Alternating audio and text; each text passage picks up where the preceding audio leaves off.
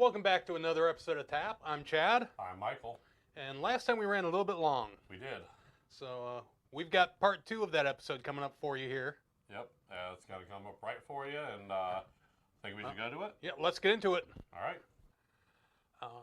Next, we're going to get into one that I think is probably the one thing that everyone needs to ask themselves.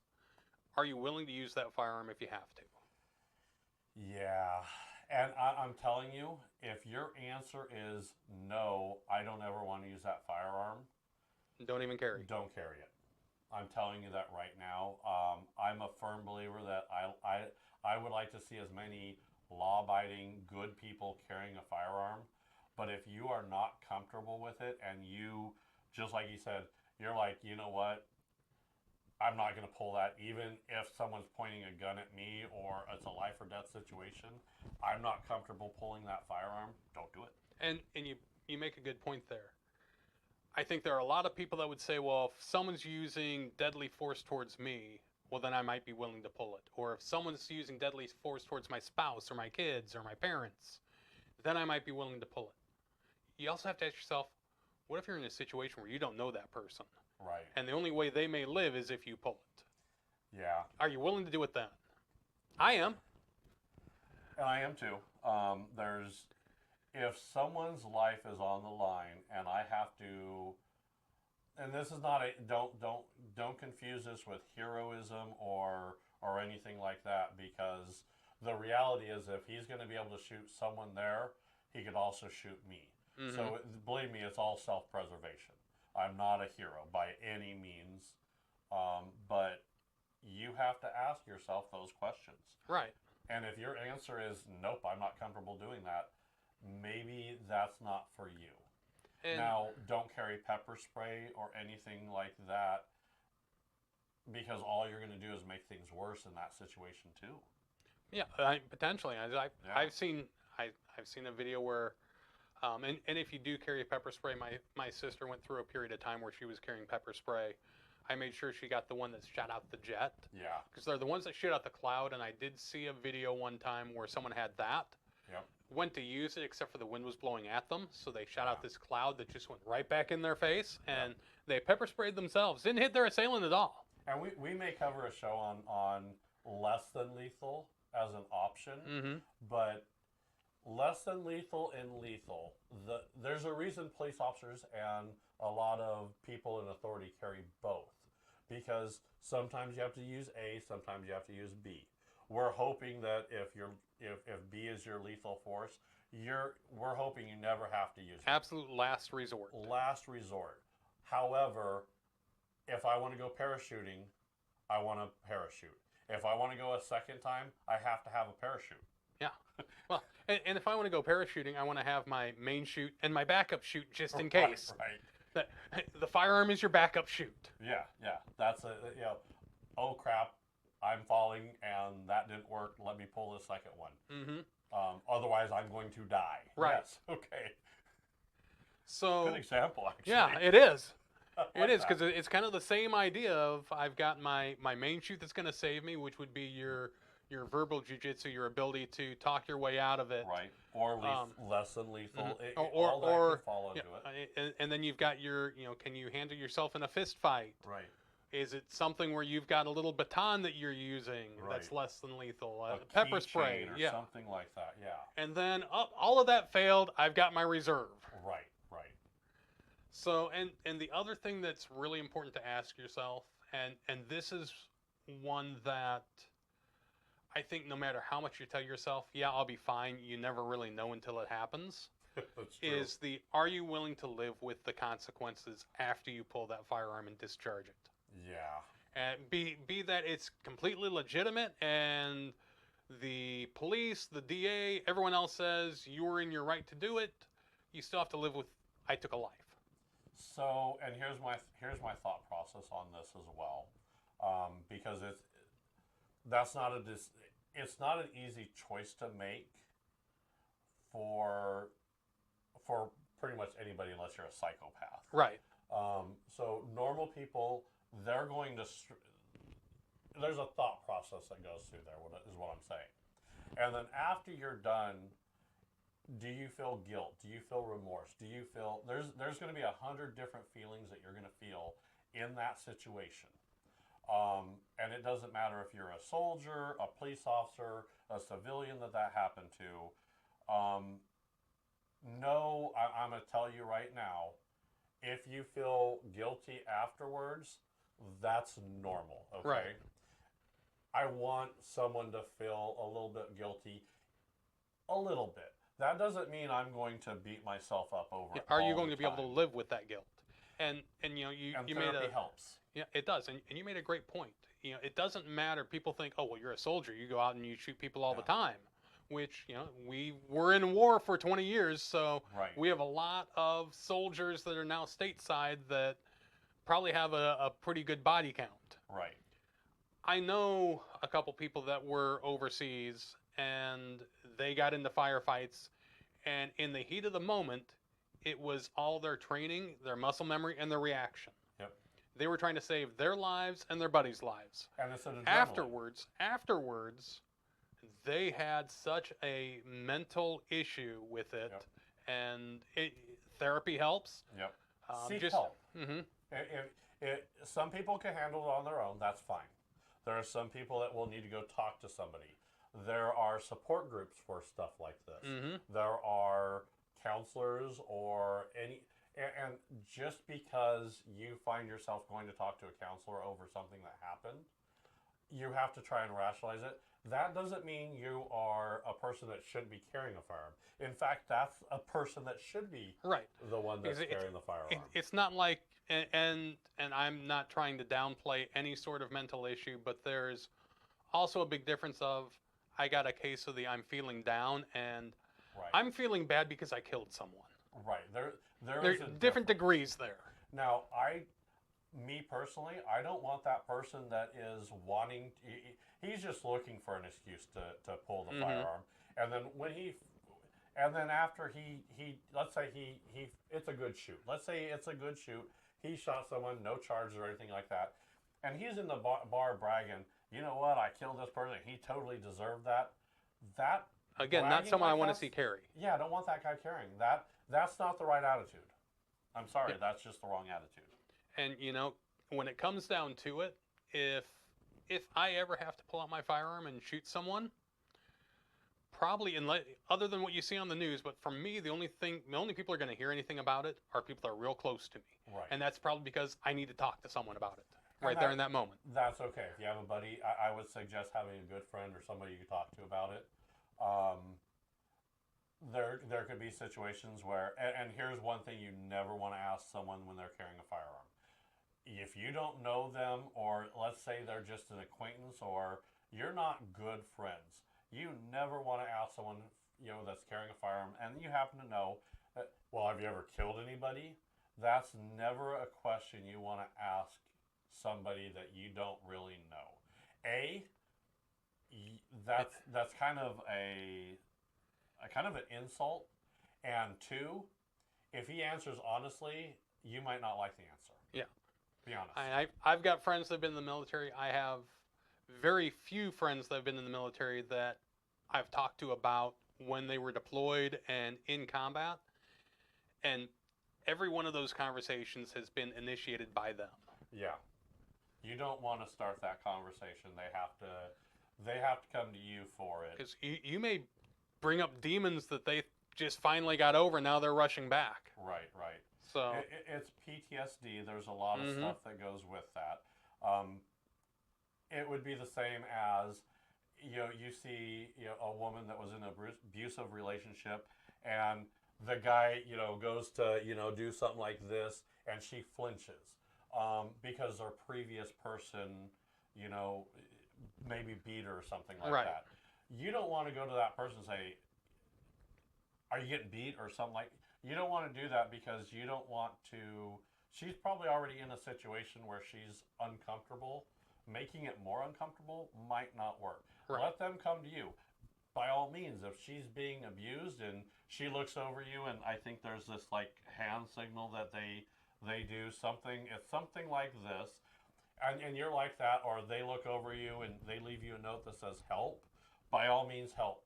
But if you don't have any signs, or maybe I'm the new guy in the life, and her previous person beat her, and if I turn to her and she was in that mindset and she just jumps a little bit, don't assume that I'm an abuser because I've done nothing wrong. I hate when that happens. You could do the same thing with firearms. Just because you have a firearm, you have to be a bad guy. No. Most of us that carry a firearm are very good guys. Right. Do bad guys carry firearms? Yes. Some bad guys carry firearms. Not all bad guys, but some guys do. But the good guys do too. So don't just jump to an assumption if you see some guy in the grocery store, and this is one of my biggest things of watch what you're wearing, is I see something on the top shelf, I reach up to get it, and my shirt comes up, and I expose the very bottom of my firearm. And then the person next to me, if you throw a fit, all you're going to do is incite panic. Don't just assume that I'm a bad guy, or you get the little old lady. Oh my God, he's got a gun! Right. I mean, don't do that. That's the wrong deal. If you have a question, go see the manager and say, "Hey, I saw a guy when he reached up. I saw a gun. Can you call the police? The police will come, and they're trained for that." Here's the other downside to if someone does that, and I've had this happen, where I was on this side, not the person that was reaching and little old lady screamed, "Oh my God, he's got a gun." I was the person a little bit farther down the aisle. Right. And I hear someone scream, "Oh my God, he's got a gun." First thing I'm doing, because I can tell where she is, first thing I'm doing is I'm going, okay, I better get ready. Right. You can, now all of a sudden, I've got a gun too, and I'm looking for who has the gun. It can cause problems when to me, that's the same as yelling fire in a movie theater. Yep. Don't do it. It's not right to do. If you see someone and you're not comfortable with it, move away and move away. Go tell a manager. Move away and call the police and say, "Hey, a guy was," and don't bullshit and don't lie. Say, "Hey, the guy reached up. He was reaching something off the top of the shelf. I saw a firearm in the holster in the side. No, he didn't draw it, but it's on the holster on his right side." Okay, when the police get there, it may very well be, "Hey, do you have a firearm? Someone saw it. Oh yeah, sorry." It could be that's why printing is a problem too. Right. So yeah. So let's go on to the next one, and this after you've done everything that we've done so far. Actually, we're going to skip that one and do these because that's the one I want to do last. Okay. And we were kind of talking about this a little bit too. I guess that's the one I want to do second to last because the last one is always the last one. We're always changing things. Yeah, we are. So we talked a little bit about this, kind of touched on it. Don't advertise that you're carrying. Yeah. Don't walk into the bar and go to your buddy, "Hey, I got my gun on me." Yeah, no. Typically, when I carry, no one knows I'm carrying. The exception is when we go out. You typically know I'm carrying most of the time. I'm assuming you're carrying most of the time. Anymore, you just assume that I'm carrying. I'm going to assume he's carrying, he's going to assume I'm carrying. Now, here's where code words come in handy. We don't have one, but we don't. We now that we say something, I have a code word with my wife. I'll use the code word to let her know I'm carrying. Code words are a good thing. Yeah.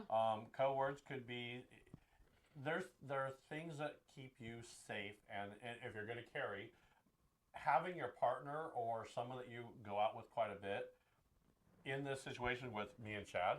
So I'm telling you after the show, we're creating a code word. Yeah. But no, we won't tell you what it is, but we're not going to tell you what our code word is. It's going to be private. But we're going to have a code word between us, and it's not going to be this, but I can say, "Hey, did you see that redhead? She, No, did you see that redhead? I'm going to be looking for the redhead." Well, yeah, that's why that's not a good code word, right? Because I was saying, "Oh, you see that code?" You have to create a code word that's something that is personal, something that you guys would know, and that you can fit into normal conversation. Right. Well, it doesn't really. Your code word should never be, "I'm carrying today." That's, okay. And it shouldn't be something as basic as, "How are you doing?" Yeah. It should be something along the lines of something you can fit in the conversation that the two of you or the three of you, however many people are involved in that, know what it means. Yeah. So Craziness, but yeah. But yeah, don't advertise. I've seen people do that. I've been in a restaurant where a guy was lifting up his shirt and showing his friends his gun. Yeah, don't do that. No. Two reasons. One, again, it defeats the purpose because now everyone can see, oh, he's got something on his hip that looks like a firearm. Right. Two, it makes you a target. If I'm out somewhere and I'm going on with Michael about how I'm carrying and this, that, and the other, and there is someone there with bad intentions, guess who his first target's going to be? No joke. It's going to be me, and then I can't do what I've trained to do, and if that happens, help protect people. And it comes down to this too. So you have to know what you're doing. Let's say we're in a restaurant or we're in a grocery store. It doesn't matter. And I'm walking in there with my wife, and some guy is bragging to his friends, and he pulls up his shirt to show his firearm. Generally, a decision to pull your firearm and shoot it is within a split-second decision. So I might come around this corner and I see this guy, and maybe they talk kind of rough. He goes, "I got something to show you," and maybe I think that sounded a little aggressive. And I see him pull up his shirt, and his hand was a little too close to this firearm. I may think, "Oh shit, this guy's gonna start shooting." I have to make a decision that quick. That's crazy. And that's a good point, because that person coming around the corner may not know the context of the previous 20 seconds of that conversation. Right. All I see is I come around a corner and a guy's, exposing. Yeah, let me show you what I got. And then I see a gun and I'm like, I don't want to die in this situation. So don't do that. Yeah. Don't be stupid with a gun. Period. And this next one is, after you've had these conversations with yourself, done all these other things, this, I think, they're all important, so I can't say this is the most important, because they're all important. Right. But this one is really, really important, because this one comes down to if you ever have to draw that firearm and discharge it. Oh. Know your limits. Yeah. Know how far out you can be accurate. Yeah. So, and really the best way to test that is at the range, whether that be an actual range, at your buddy's farm, whatever it is, somewhere that you can put targets up and shoot at different distances. So you want to know how far you can actually shoot, and what we're going to do is we're going to pull up an image here. This is the same target that the FBI, air marshals, most police departments use, and it's got your A, B, C, D zones. Yeah. Now this target is, you have to know where you're shooting and what you're doing, and you do have to know the limitations of your firearm and yourself. Right. I don't care if you are an expert shooter and you've been shooting 25, 50, 100 yards with a handgun, and you're so great with that handgun, and then someone gives you a Derringer and think you can do that. Not even that. If you watch a lot of gun tubers, you see people out there with high-end firearms that cost, high-end handguns that cost sometimes several $1,000s. Yeah. And they can do all this pinpoint accuracy and fire real fast, but that's not what they carry. No. So, you can be out there with your staccato and look like the best shooter in the world, but that's probably not what you're carrying. Right. It's how good are you with what you're carrying. Right. Because there's going to be a big difference there, most likely. Right. And you know what? There could be where if I'm carrying this type of firearm, I know I could get someone at 25 yards. But if I and if I have a backup with a Derringer, I know that yardage shrinks quite a bit with the about half a yard. Yeah. This is where we differ. It's a touch gun. I can touch you with it so I can hit you with it. He doesn't like Derringers. No. I do. Mainly because I like a Derringer because it's up. There's less gray area for me. Let me put it that way. He would prefer not to get within a reaching distance of someone like that. Now, that's why I don't just carry a Derringer when I'm going out. And there are some days where I go out where depending on what I'm wearing, that's what I'm going to throw on, and that's what I'm wearing. You have to understand your situation and what you're comfortable doing and when you're comfortable doing different things. It may change between weather, scenarios, training. There's all kinds of stuff that happens. So that's where we're different. Yeah. Pull up that image again if you would. So here's how you do that and know your limits, at least in my mind. The A sections on this target, you've got one at the head and one that's center mass. Right. How far out can you consistently hit that target? The A's. That section. Yep. And If you can consistently put your bullets into that A section when you're firing down range, then you're good at that range. If you're getting maybe slightly to the edge, okay, you get a flyer every now and then. There's nothing you can do about that. But if you can consistently do that, all right, now let's move back a little farther. Can I still consistently do it? And with this target here that we have, I know A is in the head as well. Mm-hmm. But this is the FBI and police target, okay? They do train differently than civilians, okay? I would, if I were instructing anybody as a civilian, don't go for A. No.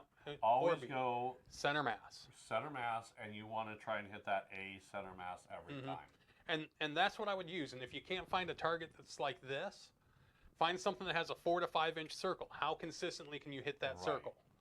And know those distances. Right. Because as much as I love shooting handguns, unless you practice with them a lot and you know those distances, they can become very inaccurate very quickly. Yeah.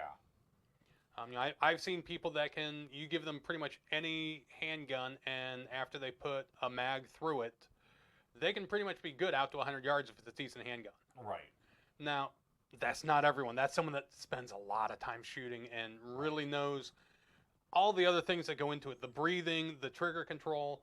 Now, are these people going to take that shot in a high-stress situation at 100 yards? Probably not. Right.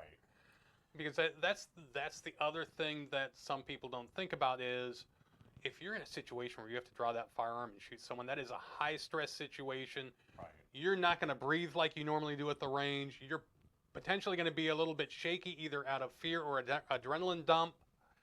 So there's a lot that goes into that, but know how accurate you are at different ranges and what your cutoff point is. Right. And if you are at that cutoff point, you have to understand that if you're at that cutoff point, you have a choice. You have a choice of either advancing in there or waiting for them to advance or trying to get out of there. Mm-hmm. And I will tell you, if you are outside of your accuracy range, you might want to look for an exit strategy or a hiding place. Mm-hmm. That's what I would recommend. I wouldn't recommend taking that wild shot. You might get lucky. You might get lucky, or somebody else. Yeah, little Jenny might be behind the person, and all of a sudden, little Jenny has a couple extra holes in her head, and yeah, I remember Jenny, and I like Jenny. I mean, Jenny's a nice little girl. She's been a nice neighbor and never bothered me. So, but yeah, that's a big thing because if you go to the range and you only shoot at 10 yards, you don't know if you can make that shot at 15, 20, 25 yards. Yeah. You should always, when you're trying to get accurate and you're trying to do that, you should say, okay, I'm going to start this at this range. Okay, I'm good here. And what you should do is you should keep pushing yourself to go further. Yep. And then when you get to that further out target and you're not able to do it, don't just sit there and go, oh, no, that's not for me. No, you can get there with practice. Right. You might be able to get there with practice. Well, you can't get there with practice with a Derringer. I'm sorry. No, I don't care how much you practice. You're not hitting someone at 25 yards with a Derringer. Yeah. I'm not going to see someone. I'm not going to be in the Burger King drive-through and see somebody, at the other drive-through on the other side of the complex. Go, well, he has a gun. I could get my Derringer out and shoot him. From I'm going to get my 22 Derringer and put both of them in them. Yeah, that's not going to happen. But and that gets us into the last point, which is typically our last point all the time. Practice, then practice some more. Yeah. Whether you're practicing drawing the firearm and holstering it, whether you're practicing drawing it out, pushing it out, pulling it back in and holstering it. And every time you practice, once you get that first part done, I would break my practice, especially if you're new, break my practice up into little increments. Drawing it, holstering it. Drawing it, holstering it. Make sure the firearm's Yeah. unloaded. Yes. I'm Yeah, having don't issues practice. today. Yeah, don't practice with a loaded Yeah, firearm. don't ever practice. Now, you know what? You could sit there and say, well, Michael, Chad, I drive all day. Okay, then I want you to go sit in your driveway, put your seatbelt on with an unloaded firearm, and practice drawing in there. Go inside your house, sit down in a chair, and you might have a robe. Put the robe up and simulate a seatbelt, and practice sitting there and drawing your firearm. Practice in the passenger seat from the opposite direction. Mm-hmm. Practice. Yeah, Just and practice in those situations that aren't, I'm just standing there like I'm at the range.